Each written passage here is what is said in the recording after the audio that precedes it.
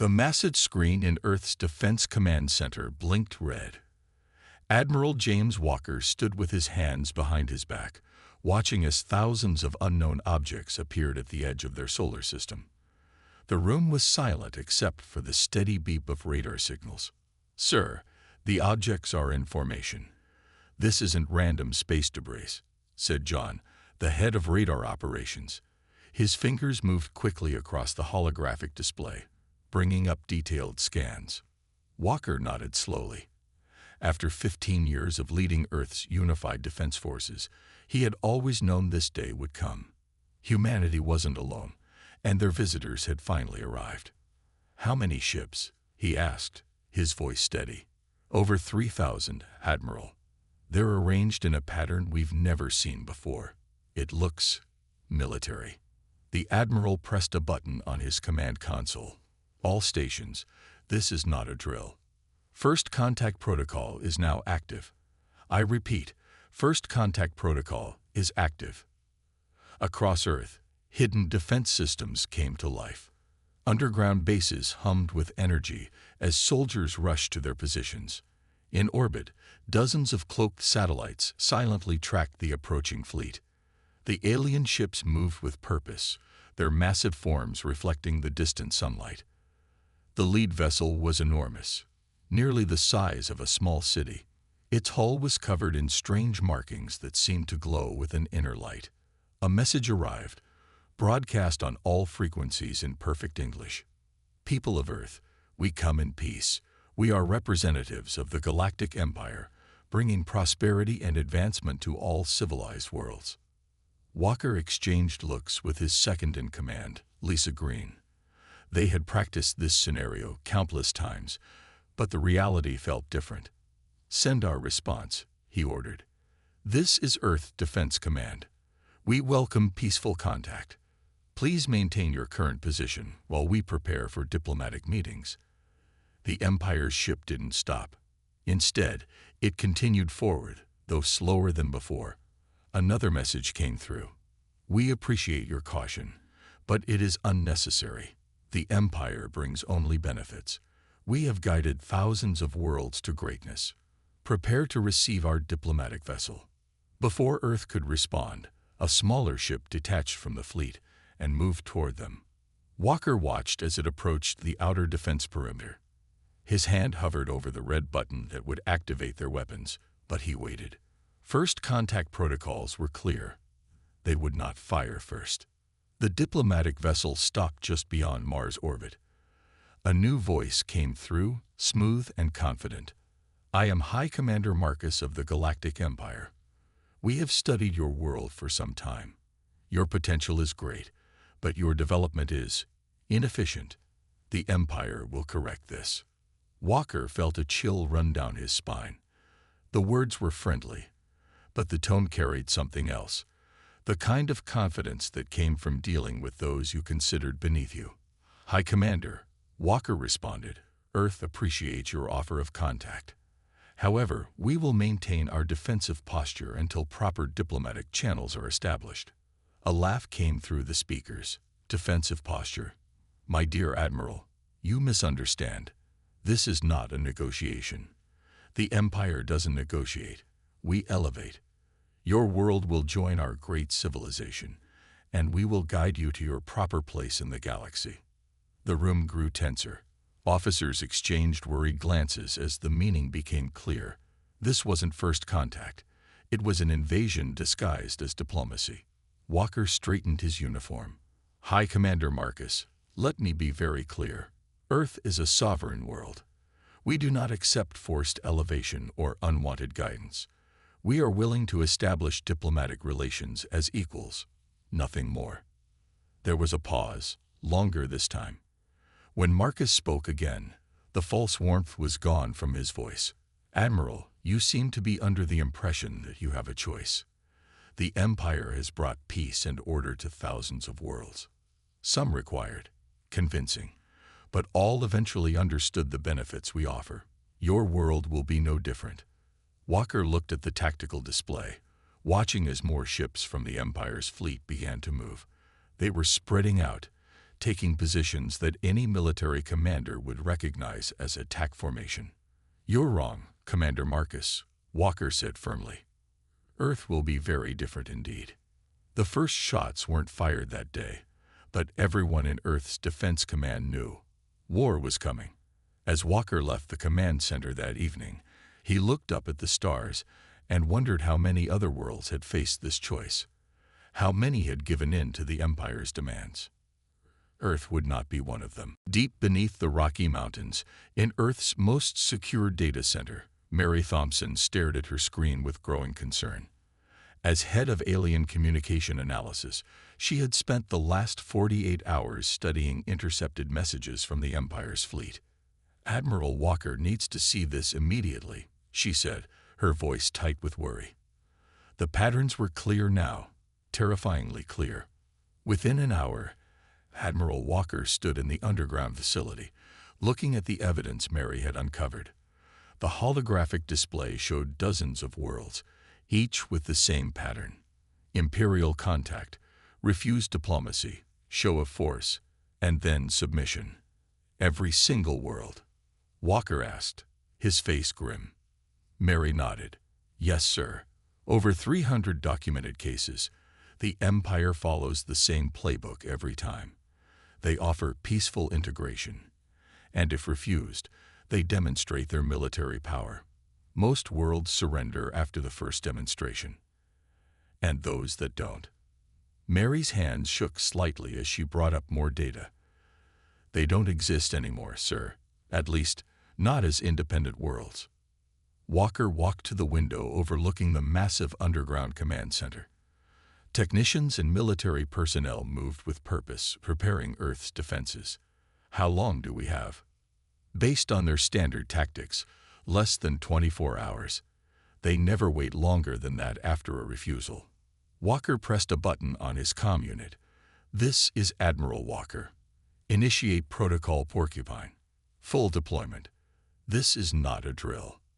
Across the solar system, hidden defense platforms came to life. Automated factories deep within Mercury's caves began producing combat drones. Jupiter's moons revealed concealed weapon arrays, and Mars' dust storms hid thousands of smaller defense satellites. Earth had been preparing for this moment for decades. Every nation had contributed to the defense network, setting aside their differences in face of a possible alien threat. Protocol Porcupine was their answer to superior forces, making any invasion attempt so costly that it wouldn't be worth the effort. "Sir," called out John from his radar station. "The Empire's sending another transmission." The holographic screen flickered to life, showing High Commander Marcus. His expression was pleasant, but his eyes were cold.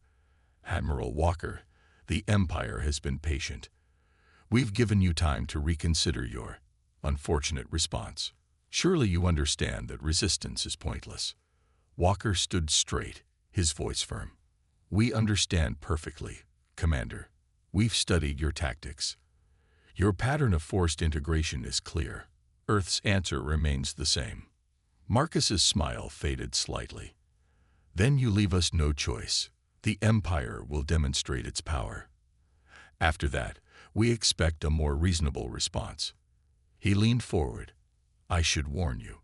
Worlds that force us to use violence often regret their stubbornness." "Is that what happened to the Centauri worlds?" Walker asked. Mary had discovered references to these planets in the intercepted communications. "They refused your peaceful integration, so you made an example of them." For the first time, Marcus looked surprised. "You've been intercepting our communications. Impressive, for such a primitive world. But it changes nothing. The Centauri served their purpose. They showed others the price of defiance." Walker smiled, but there was no warmth in it. "Then let me show you something, Commander." He nodded to Mary, who pressed a sequence of buttons. Across the solar system, thousands of hidden defensive positions revealed themselves. Weapon platforms, drone carriers, and defense stations emerged from their hiding places. Earth's full military might became visible for the first time. "This is our response to your ultimatum," Walker said. "Earth will not submit. Earth will not surrender. Our message is simple. No entry. Marcus's face darkened. You have defensive capabilities. Impressive, but insufficient. The Empire's power is beyond your comprehension. You have 6 hours to reconsider. After that, we will give you your demonstration. The transmission cut off. In the command center, everyone waited for Walker's response. He turned to his crew, his voice carrying across the room. Send word to all commands. The Empire thinks they're about to teach us a lesson. He smiled grimly. Instead, they're about to learn one themselves. Outside, Earth's cities had gone dark, their lights dimmed in preparation for what was coming. But in space, thousands of defense platforms glowed with power, ready to show the Empire why this world would be different. The 6 hours passed quickly. In Earth's Defense Command, Admiral Walker watched as the Empire's ships moved into attack formation. They were sending only 50 ships, a tiny fraction of their fleet. They're trying to scare us, Lisa Green said, standing beside Walker. This is their standard demonstration force. Walker nodded. Then let's show them why that's a mistake. He pressed his comm button. All stations, battle positions, remember your training. Today we show them what Earth can do. The Empire's ships approached with perfect formation, their weapons charging. High Commander Marcus's voice came through. This demonstration will target uninhabited areas only. We are not cruel, merely persuasive. Walker didn't respond. Instead, he gave a simple command: execute Defense Pattern Alpha. Suddenly, the seemingly empty space around the Empire's ships came alive. Hundreds of small, unmanned drones appeared from their stealth positions. Each one was barely larger than a car, but they moved with incredible speed. What is this? Marcus demanded, surprise clear in his voice.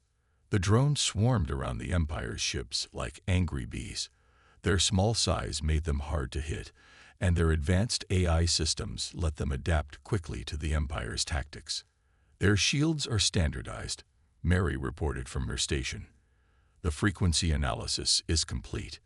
Sending drone updates now.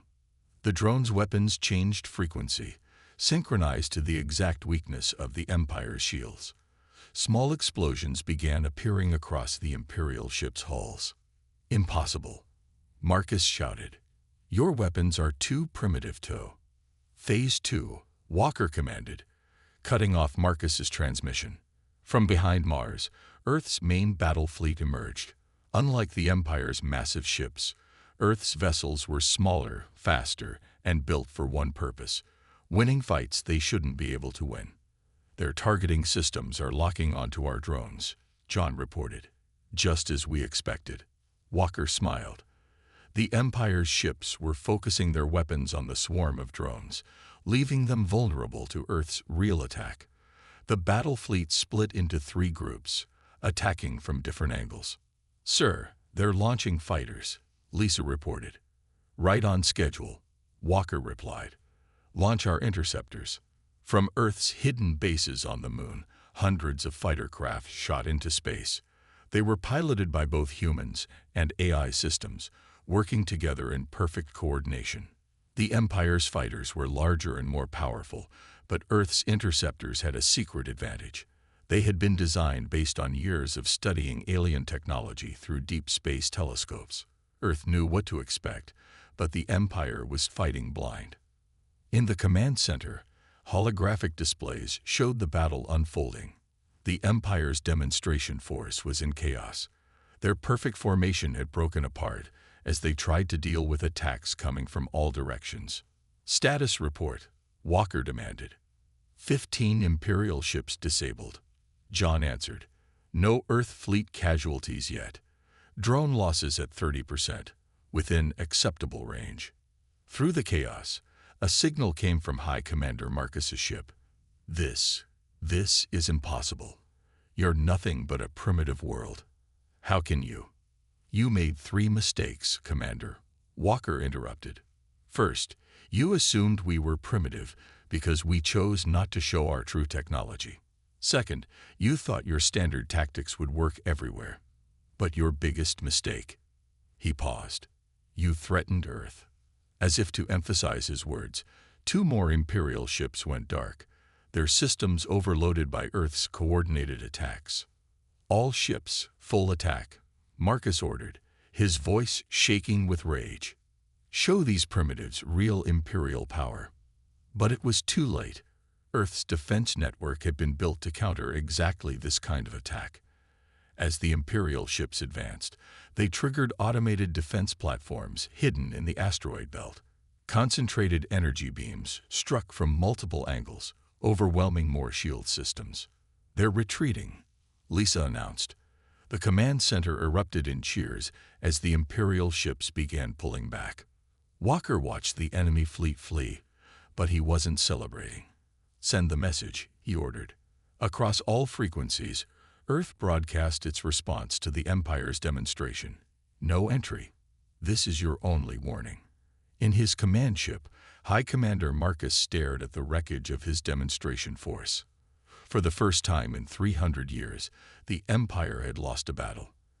As his ships limped back to the main fleet, he realized this primitive world was going to be far more trouble than anyone had expected. In the Empire's command ship, young tactical officer Tom Reed stared at his screens in disbelief.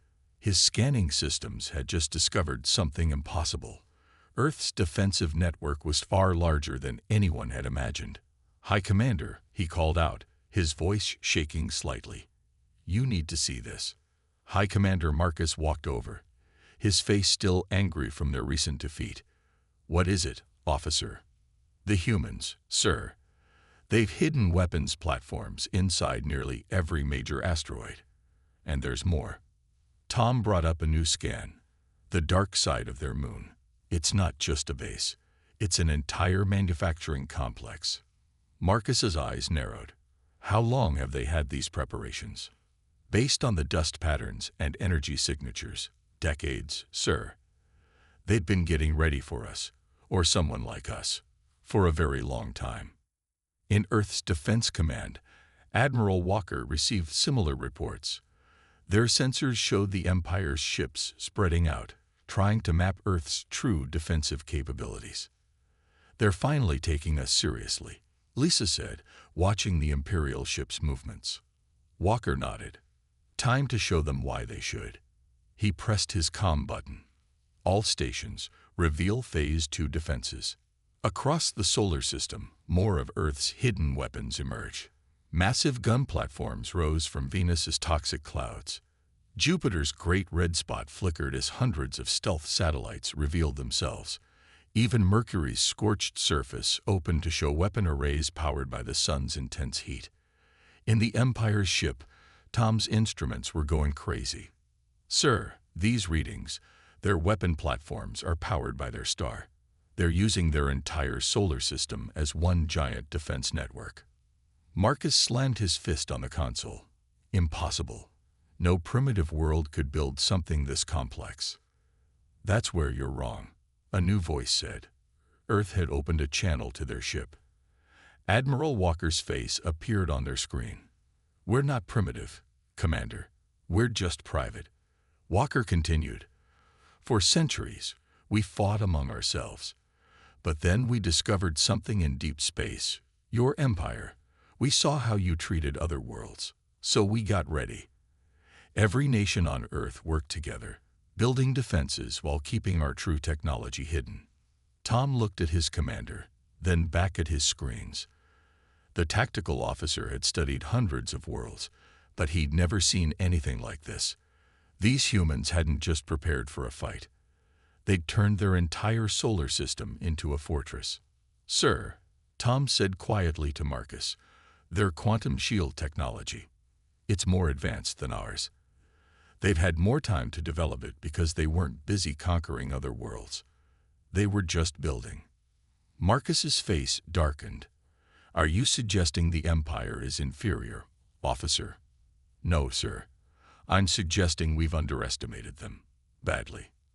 On Earth, Mary Thompson's communication analysis team picked up increasing signs of confusion and argument among the Imperial fleet.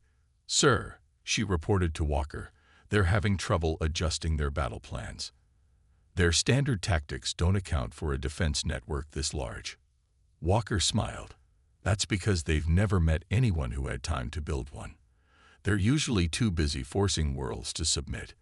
He turned to Lisa. Status of the quantum shield network. All nodes active, sir. Coverage is complete from Mercury to Jupiter. Even if they break through one layer, there are 3 more behind it. The Empire's ships continued to spread out, trying to find weaknesses in Earth's defenses.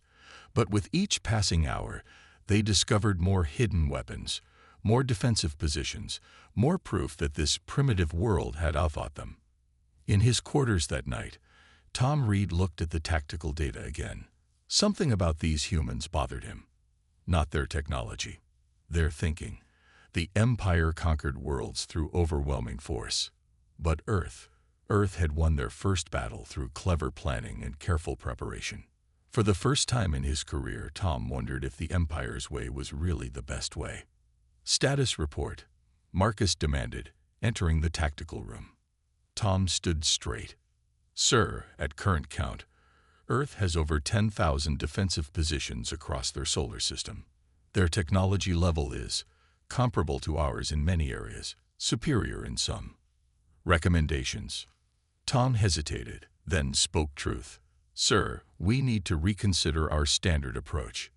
These humans, they're different. Marcus stared out at the distant blue planet. Different, he repeated softly. Yes, and that makes them dangerous. High Commander Marcus stood before the holographic display of his entire fleet. 2,000 warships hung in space, their weapons primed. This was no demonstration force. This was the Empire's main battle fleet. Today, we end this resistance, he announced to his commanders. No world defies the Empire. No world. On his tactical station, Tom Reed watched the battle preparations with growing unease. Sir, he said carefully, perhaps we should consider. Silence. Marcus snapped. Your concerns have been noted, officer. Now follow your orders. In Earth's Defense Command, Admiral Walker studied the Empire's fleet movements. Their entire solar system had become a battlefield, with Imperial ships spreading out to attack from multiple angles. They're coming in full force, Lisa reported. All 2,000 ships. Walker nodded calmly. They're finally taking us seriously. He pressed his comm button. This is Admiral Walker to all commands. Execute Defense Plan Delta. Authorization. Full response. Across the solar system, Earth's hidden weapons powered up. But this time, something new appeared. From behind Saturn's rings, massive shapes emerge. Earth's own capital ships. Launch the AI fleet, Walker ordered. Hundreds of ships activated, their crews a perfect blend of human and artificial intelligence. Unlike the Empire's rigid command structure, Earth's AI ships could think and adapt instantly to any situation. The battle began with a massive Imperial barrage. Energy weapons lit up space as they struck Earth's quantum shields. The Empire's ships moved forward in perfect formation, their combined firepower enough to crack a planet. But Earth was ready. Activate the solar collectors, Walker commanded. Around Mercury, massive arrays that had been gathering the sun's energy for years came online. They released their stored power into Earth's defense grid, strengthening the shields far beyond what the Empire thought possible. Impossible, Marcus shouted as his fleet's first attack failed to break through. Their shields should have collapsed. Tom studied his readings. Sir, they're using our own tactics against us. They knew we'd start with a concentrated barrage, so they prepared specifically for it. On Earth, Mary's communication team intercepted the Empire's tactical orders. Sir, they're switching to their secondary attack pattern. Walker smiled. Just as we predicted. Launch countermeasure drones. Thousands of small drones shot out from hidden bases across the asteroid belt. Each one carried a special weapon, a virus designed to hack Imperial targeting systems. The Empire's fleet started to show signs of confusion. Ships fired at empty space or targeted their own allies as their systems were compromised. What's happening? Marcus demanded as chaos spread through his fleet. "Our targeting systems are being hacked," Tom reported. "Their technology. It's not just defensive. They've been studying our weaknesses for years." Walker watched the battle unfold on his screens. Launch Phase 2 attack. All AI ships engage at will. Earth's AI-controlled fleet moved with impossible speed and coordination. Unlike human or even alien pilots, they could react in microseconds, predicting and countering every Imperial move before it happened. "Sir," Lisa reported with a hint of pride, "Imperial ships are starting to retreat.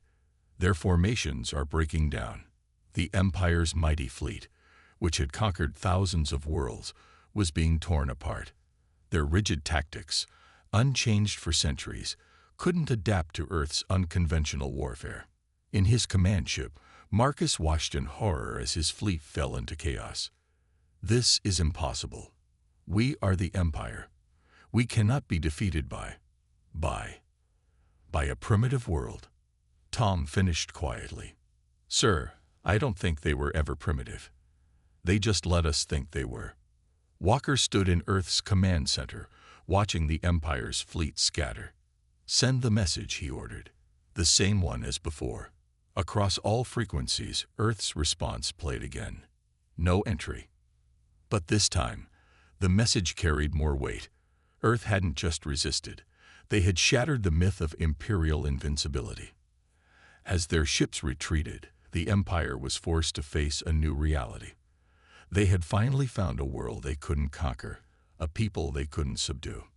And worse, much worse, other worlds were watching. The age of easy Imperial conquest was over.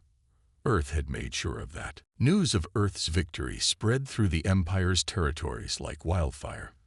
On 1,000 conquered worlds, people gathered in secret to watch stolen footage of the battle. They saw what they had thought impossible: the Empire's mighty fleet running away. In his quarters aboard the Imperial flagship, Tom Reed made his final decision. He looked at the data crystal in his hand, containing everything he knew about the Empire's weaknesses. Years of tactical analysis, fleet movements, and defense protocols. "Computer, send the encoded message," he whispered. The message traveled through space, bypassing Imperial communications networks, heading straight for Earth. Within hours, Admiral Walker stood in his command center, reading its contents. "He wants to defect," Walker said, showing the message to Lisa, "and he's bringing valuable intelligence with him." Lisa studied the data. "Sir, this is everything. Fleet positions, command codes, shield frequencies. With this, we cooled. We could free every world the Empire has enslaved," Walker finished. "Alert all commands. Prepare for extraction mission." The rescue operation was quick and precise. 3 of Earth's stealth ships slipped past the disorganized Imperial fleet, their quantum cloaking making them invisible to standard scanners. They found Tom's escape pod exactly where he said it would be. In the Empire's command ship, Marcus raged at the news. "Find that traitor. He knows too much." But it was too late. Tom was already aboard an Earth vessel, watching as they slipped away from his former fleet. He felt a strange mix of fear and relief as Earth grew larger in the viewport. "Welcome to Earth," Walker said as Tom was led into the command center. "I believe you have something for us." Tom handed over the data crystal. "Everything I know about the Empire. But more importantly," he paused, "I know which worlds are ready to fight back. They just need to know it's possible." Walker smiled. "Then let's tell them." Earth's communication arrays, hidden in orbit around every planet in their solar system, powered up. They began broadcasting footage of the battles, not just to nearby systems, but to every world under Imperial control. The broadcasts showed everything: Earth's successful defense, the Empire's retreat, and most importantly, proof that resistance was possible. The messages were in every language the Empire used, carrying a simple statement: they can be beaten. In the Centauri systems, slaves looked up from their work as hidden screens came to life. In the mining colonies of the Outer Rim, Workers gathered in tunnels to watch Earth's victory.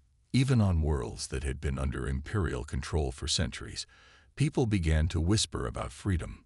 The Empire tried to block the transmissions, but Earth had prepared for this too. Their signals jumped from system to system, using the Empire's own communication network against them. Every time Imperial technicians blocked one channel, 3 more appeared. "Sir," Mary reported to Walker, "we're getting responses.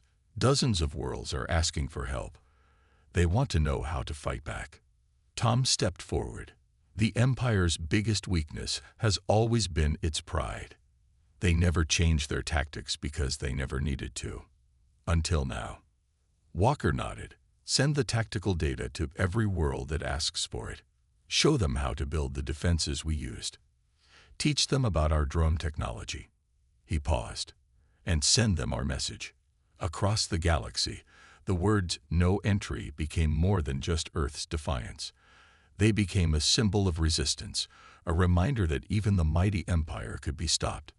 In his command ship, Marcus watched as reports of unrest poured in from countless worlds. The Empire had faced rebellion before, but this was different. Earth hadn't just defended itself, it had given hope to every conquered world. "Sir," an officer reported nervously, "we're getting reports of uprising in the Centauri systems. They're using Earth's tactics." Marcus stared at the reports in silence. For the first time in Imperial history, they faced not just one rebellious world, but the possibility of a galaxy-wide revolt. And it all started because one primitive world had dared to say no. 3 months after Earth's victory, Admiral Walker stood in the newly built Galactic Conference Center in Geneva. Representatives from 30 freed worlds sat around the massive table, each one a former Imperial colony that had successfully fought for independence using Earth's tactics and technology. "The Empire's fleet has pulled back from another 12 systems," Tom Reed reported, now wearing an Earth defense uniform. "Their resources are stretched thin trying to contain the rebellions." Walker nodded, looking at the holographic map showing the Empire's shrinking territory. Red dots marked freed worlds, while blue showed systems still under Imperial control. The map changed daily as more worlds broke free. "How many systems are still requesting our help?" Walker asked. Lisa checked her data pad. Over 200 at last count. Every successful rebellion inspires 3 more worlds to fight back. In the Empire's capital, High Commander Marcus faced the Imperial Council. The massive chamber was unusually quiet as he delivered his report. "We have lost control of the Centauri sectors," he said, his voice hollow. "The Outer Rim colonies are in open revolt. Our attempts to suppress these rebellions have—" He paused. "Failed." One council member stood up. "And the cause of these failures? Earth's defensive technologies have spread to other worlds. They're using our own communication networks to share tactical data. Every time we adapt our strategy, they counter it within hours." Back on Earth, Mary's communication team intercepted the council meeting. She smiled as she sent the transcript to Walker. "The Empire's starting to realize they can't win this the old way," she said. Walker gathered the representatives from the freed worlds. It was time for the next phase of Earth's plan. "Today, we form something new," he announced. "Not an empire built on conquest, but an alliance built on freedom. Each world will govern itself, but together we'll ensure no one can threaten that freedom again." The representatives cheered as Walker signed the first treaty of the Free Systems Alliance. One by one, they added their own signatures, each mark representing a world that had chosen freedom over submission. In orbit above Earth, the combined fleets of the freed worlds gathered for the first time. Their ships were different sizes and designs, but all carried the same symbol, a broken chain against a star field. Tom stood at the command center window, watching the fleet. "The Empire always thought their strength was in their weapons," he said. "They never understood that real strength comes from giving people something worth fighting for." The Empire's council reached a difficult decision that day. After 3 centuries of expansion, they would have to change. Their fleets began pulling back to defensive positions, abandoning their policy of forced integration. "Send the message to all imperial worlds," Marcus ordered, his pride bitter but his mind clear. "The Empire will no longer," he struggled with the words, "will no longer force worlds to join us." Earth's victory had done more than free conquered worlds. It had changed the very nature of galactic politics. The age of empires was ending. The age of alliances was beginning. 1 year after the first Imperial ships appeared in Earth's solar system, Admiral Walker stood before the United Earth Council. "The Free Systems Alliance now includes 50 independent worlds," he reported. "Our combined fleet is larger than the Empire's. But more importantly, we've shown the galaxy a better way forward."